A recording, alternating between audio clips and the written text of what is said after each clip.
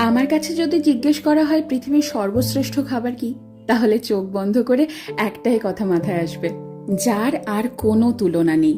আমরা মধ্যমগ্রাম বাজার গিয়ে একেবারে বর্ষার ইলিশ কিনে এনেছি। একটু নুন আর হলুদ মাখিয়ে সর্ষের তেলে ভেজে নিয়েই সাথে গরম ভাত, কাঁচা লঙ্কা আর ইলিশ মাছ ভাজার তেল।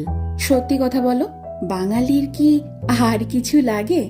এই দিয়ে তো পুরো প্লেট খালি। আমার মা যেহেতু স্কুল শিক্ষিকা, তাই অনেক সময় এমন হয়েছে ঘটা করে রান্না করার সময়ই পাইনি। আর সে সময় যদি বাড়িতে ইলিশ মাছ থাকতো, তাহলে এই ইলিশ মাছ ভাজা দিয়ে কত তৃপ্তি করে খেয়ে উঠেছি সবাই। আমার এই বাড়িতে বাবা মা এসেছে, আর সেই তৃপ্তি করে খাওয়ানোর সুযোগটা এবার আমি পেয়েছি। আমার খাদ্য রসিক বাবা গরম গরম ভাত আর ইলিশ মাছ ভাজা নিয়ে বসে পড়েছে। দেখো কত মজা করে খাচ্ছে, দেখেও যেন তৃপ্তি আসছে আমার।